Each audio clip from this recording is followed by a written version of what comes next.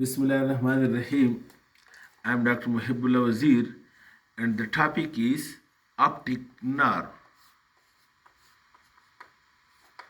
Optic nerve, it is the second cranial nerve. In note, it is the nerve of vision. It takes sensory information from eye to brain. For what? Number one, to see the object, to visualize it. And number two, to recognize it or consciously appreciate it. And three, see its color as well. And four, if any reaction is being needed in the response to this visual stimulus, then that is also being arranged by this optic nerve to make connection with other parts of the brain. This is simple, just okay. Now this optic nerve, note the point, it starts from the eyeball. Look, over here this is the orbit, and over here lies one right and left eyeballs. And in the eye, note one point, the innermost layer of the eye, that is the retina. This is the, look, retina. Present on the retina, there are special receptor cells called as rods and cones. This is one eye, this is another eye. Between the two, you can see it over here. Between the two is the nose. This is the temporal side, this is the temporal side, and this is the nasal side of the orbit, or nasal side of the eye, or nasal side of the retina. Note this point. This is the temporal side of the retina, this is nasal side of the retina. And present at each retina, you can see over here, these are receptor cells present over here, and these receptor cells are being called as rods and cones. These rods and cones, these first receive the visual stimulus. Any object, any individual, or any light is being put on the eye, or if someone comes in front of you, then the stimulus is first received in these receptor cells, the rods and cones. From these rods and cones, this stimulus, whether he is someone, individual, male or female, or any light or any book you see, these are all stimuli. Then it is being transmitted to the bipolar cells of the retina, these bipolar cells of the retina. And then these bipolar cells of the retina, it transmits this impulse to the ganglion cells of the retina. These ganglion cells, which are somewhat more than 1 million in number, they receive the visual impulse or visual stimulus from the bipolar cells of the retina. The bipolar cells receive it from the rods and cones of the retina, which are just the receptor cells. From these ganglion cells, which are somewhat 1 million in number, the axons passes to reach to the posterior part of the eye, this part which is being called as optic disc. To this optic disc, the fiber from this temporal half of the retina and from this nasal half of the retina reaches over here to the optic disc, and from here it forms the optic nerve. The optic nerve, which is being formed by the ganglion cells, by the axons of the ganglion cells. the axons of the ganglia cells receive the axons of the bipolar cells. The bipolar cells receives the axons from the rods and cones. Then the optic nerve, it passes from the eye through this optic canal, this one. It passes from the eye through this optic canal. Look, it passes from here through this optic canal. Note this one. From this optic canal, it passes over here into the cranium. And note the point that while the optic nerve is in the orbit attached to the sclera of the eye, it is being surrounded, you look over here, it is being surrounded by this dura and arachnoid, and also surrounded by pia mater in this area between the pia and arachnoid, having the CSF, cerebrospinal fluid. Then when the optic nerve passes through the optic canal into the cranium, from then onward, it is only covered by the pia mater. And note the point that the optic nerve is a nerve made up of axons from the ganglion cells and having no myelin sheath, or having myelin sheath not produced or not made by the Schwann cells but made only by the oligodendrocytes. And secondly, if the optic nerve is being damaged or cut, the repair process is not like that the repair process in the peripheral nerve. It is very less or very minor repair can occur, while in the peripheral nerves the repair is much better. That's why people say the optic nerve should better be considered as the tract in the central nervous system, not the optic nerve. Okay, then the optic nerve travels over here.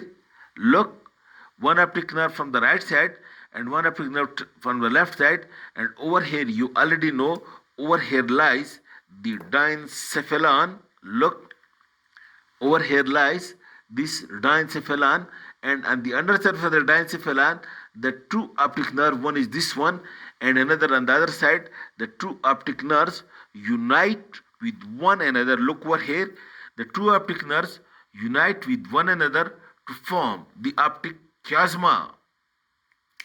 Okay, you can see it over here. This is one optic nerve and this is another optic nerve, and this is the optic chiasma where the two optic nerves unite with one another. And over here, when the two optic nerves unite with one another, note the point that the nasal fibers, that fiber that are coming from the nasal side of the retina, they decussate and pass to the opposite side.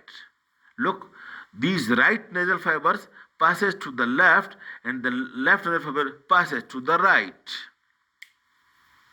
While the temporal fibers are coming from the temporal side of the retina, it remains on its own ipsilateral side. And from then onward, after optic chiasma, each optic nerve, now look, this is the right optic nerve, it contains the temporal fibers of its own side and nasal fibers of the opposite side. That is, it is having the fibers from the right side of each eye, that is right side, temporal side of the right eye, and right side are nasal fibers of the left eye. While the left optic nerve, it contains the fibers from the left side of each eye, that is from the temporal side of its own eye and the nasal side of the right eye, that is the left side of each retina. And then this optic nerve, after decussation in the optic chiasma, it divides into two tracts. You can see this one is the lateral tract and this one is the medial tract. I show you these tracts over here. You can see it over here. Look, this is the optic chiasma, and then this is the optic tract, and then it divides into two. Look, this medial part and the lateral part. The optic tract divides into two, the medial part and the lateral part. The lateral part, you can see it is larger, while the medial part, it is smaller. And note the point that the lateral part of the optic tract, it reaches, the lateral part of the optic tract, look, this lateral part of the optic tract, it reached to this big rounded swelling, which is called as the lateral geniculate body of the thalamus, hypothalamus. Look, this lateral geniculate body. This may be clear more over here. You look, please.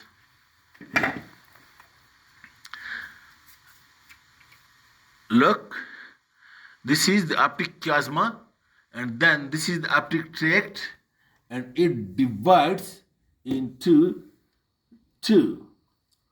Look, this is the medial one, and this, look, this is the lateral one. This lateral one, it reaches over here to the lateral geniculate body, while the medial part of the tract, it reaches to the superior colliculus. Alright, what happens to that then? Look, the lateral or larger part of the tract, it passes laterally and reaches to this lateral geniculate body. From this lateral geniculate body, where the fibers lay over here, then the fibers ascend upward. Look,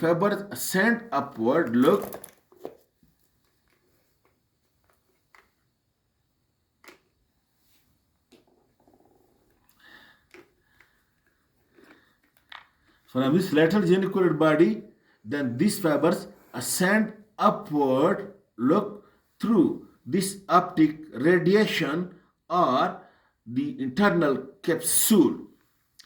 Through the optic radiation internal capsule, this fiber from lateral geniculate body reaches to the occipital lobe over here, and this is area 17 or visual cortex, area 17 at the occipital lobe at calcarine sulcus.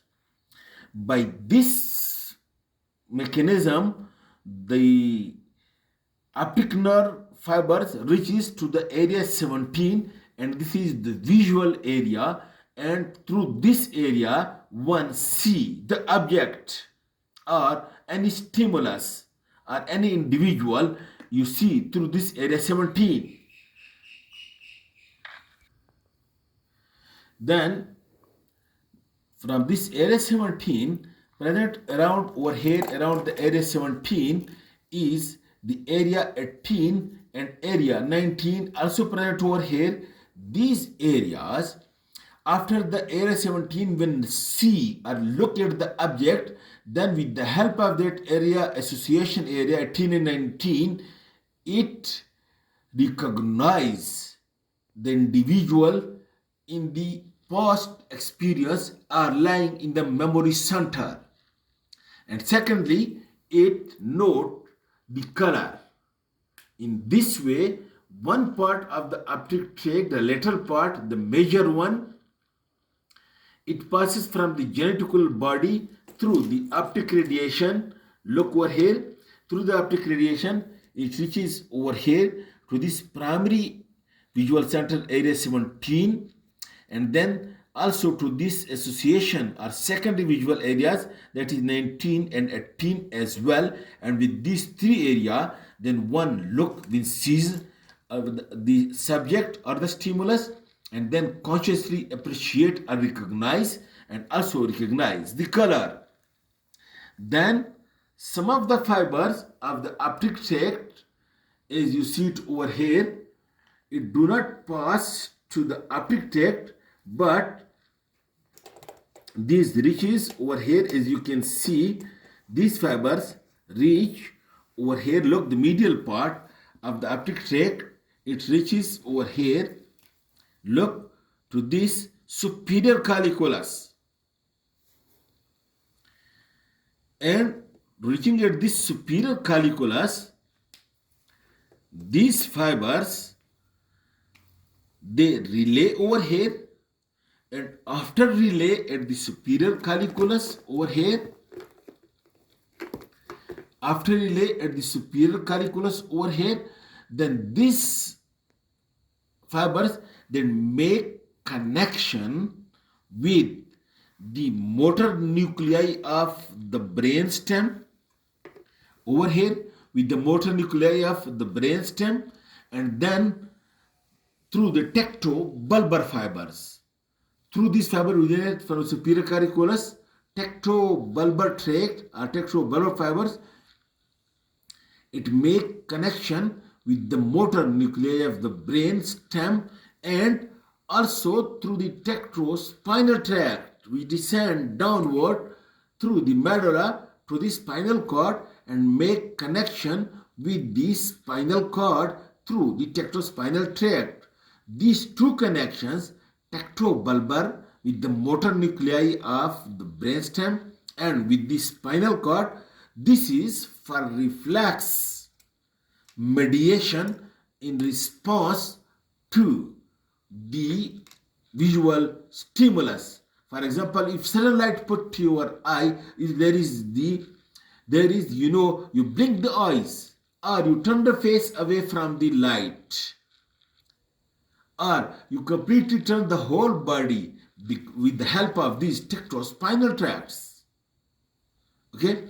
Or for example, if you see someone which is very close to you or very close friend of you, the visual stimulus passes to the area 17. From the area 17 to the area 18 and 19. And then connections with the other tracts then orders you to please meet with this individual, that is through the tectobulbar and tectospinal tracts. This I will discuss in detail in the other lectures. It is just brief. Now some of the fibers, the third is they do not relay in the superior colliculus, but what happens, these fibers, they relay, they pass through the superior colliculus unrelayed and relay over here in this pretectal nucleus. Pretectal nucleus is a small group of cells lying just deep to the superior colliculus. Lying just deep to the superior colliculus is a small group of cells which are called as pretectal nucleus, 2 in number, 1 on each side. They relay over here, and then this pretectal nuclei, note the point, over here is the Edinger-Westphal nucleus, also lying deep to the superior colliculus. Edinger-Westphal or parasympathetic oculomotor nucleus or axillary oculomotor nucleus. Then this pretectal nucleus make connection with the Edinger-Westphal nucleus, but note the point that it make connection bilaterally to both the Edinger-Westphal nucleus. That is, if one pretectal nucleus, for example, the left pretectal nucleus is being stimulated by putting light on the left eye, then both the Edinger-Westphal nucleus will be stimulated, because this left pretectal nucleus is having connection with both Edinger-Westphal. That's why if you put light on one eye, both the pupils will constrict. That is being called as, this is the mechanism of consensual eye reflex. That is, both pupils constrict in response to put light on one eye. Okay, in this way the optic tract terminates at 3 points. Number 1, through the optic radiation to the visual cortex, and number 2, through the superior colliculus to the motor nuclei of the brainstem and through the tectospinal tracts to the spinal cord, and number 3, through the pretectal nucleus to the Edinger-Westphal nucleus for light reflex. These all 3 mechanisms I will discuss individually in detail later on in the next lecture. But this is all about the optic nerve and optic pathway or optic tracts. Thank you very much.